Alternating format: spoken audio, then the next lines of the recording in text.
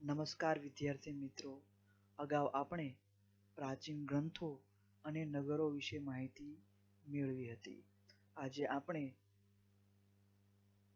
એકમ 4 ભારતની પ્રારંભિક રાજ્ય વ્યવસ્થા વિશે માહિતી મેળવીશું. ભારતમાં રાજકીય વ્યવસ્થા અને સંસ્થાઓ વિશે આપણને વેદ, મહાકાવ્યો અને બૌદ્ધ ગ્રંથોમાંથી માહિતી પ્રાપ્ત થાય છે. વેદકાલીન કે વૈદિક કાળમાં રાજ્ય વ્યવસ્થાનું સ્વરૂપ કબીલાઈ શાસન વ્યવસ્થા જેવું હતું. તેના વડાને રાજન્ય કહેવામાં આવતા અને તેમની ચૂંટણી થતી હતી.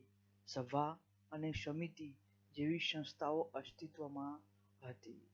આ સમુદાયને વિશ પણ કહેવામાં આવતો હતો. ત્યાર પછી જુદા જુદા પ્રકારની વ્યવસ્થા અસ્તિત્વમાં આવી. વિચારો. વર્તમાન સમયમાં નેતાની પસંદગી કેવી રીતે કરવામાં આવે છે? જનપદ. ઈસવીસન પૂર્વે 1000ની આસપાસ પંજાબ અને ગંગા નદીના વિસ્તારમાં જુદા જુદા સમૂહોના પ્રારંભિક રાજ્યોની સ્થાપના થઈ, જેને જનપદ કહેવામાં આવે છે. જનપદ એટલે માણસના વસવાટનું એક ક્ષેત્ર કે સ્થાન. મહાજનપદ. ઈસવીસન પૂર્વે 6ઠ્ઠી સદીની આસપાસ ભારતમાં 16 જેટલા મહાજનપદો હતા. કેટલાક ગણરાજ્યો તો કેટલાક રાજાશાહી પ્રકારના રાજ્યો હતા. પાલી ભાષામાં લખાયેલ અંગુત્તર નિકાય ગ્રંથ અનુસાર અનુવૈદિક કાળમાં 16 જેટલા મહાજનપદો હતા. મહાજનપદો આ પ્રમાણે હતા. તેની વિશેષ માહિતી આપણે આગળ જોઈએ. મહાજનપદ, રાજધાની અને વર્તમાન સ્થાન. અંગ. ચંપા પૂર્વ બિહાર. વર્જી વૈશાલી ઉત્તર બિહાર. મલ કુશીનારા ગોરખપુર ઉત્તર બિહાર. કાશી વારાણસી ઉત્તર પ્રદેશ. મગધ ગિરિવ્રજ રાજગૃહ દક્ષિણ બિહાર. કૌશલ શ્રીવાસ્તી અયોધ્યા ઉત્તર પ્રદેશ.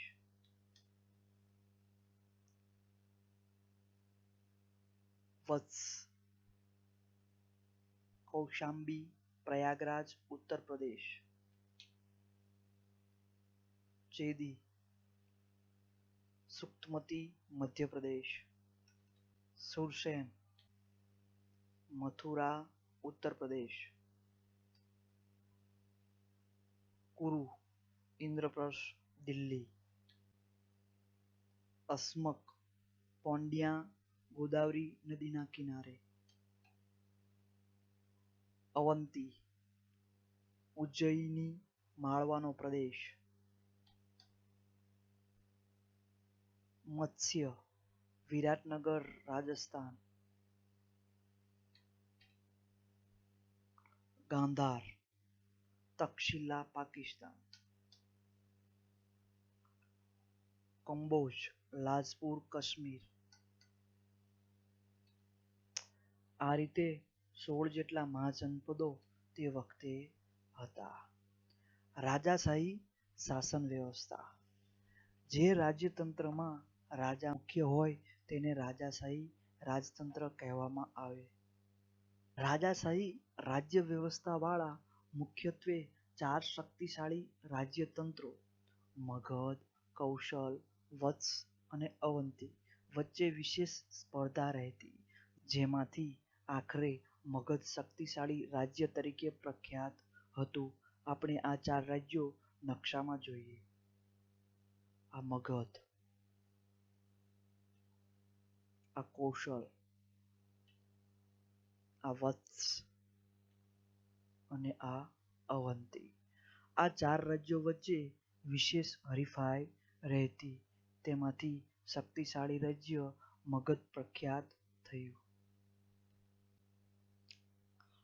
તેમાં સર્વપ્રથમ મગધ.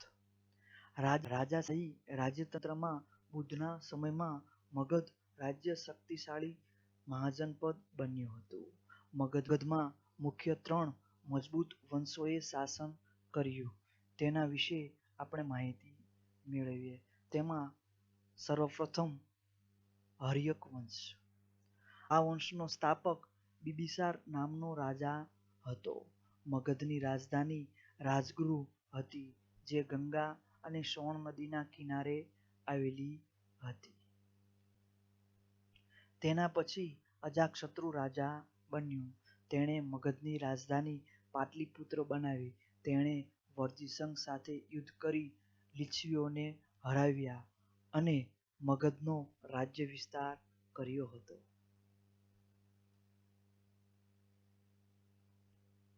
નાગવંશ. હર્યક વંશ બાદ નાગવંશ સત્તા પર આવ્યો, જેમાં શિશુનાગ નામના બૌદ્ધ ધર્મ સાથે સંકળાયેલ રાજાનો સમાવેશ થાય છે. નંદવંશ.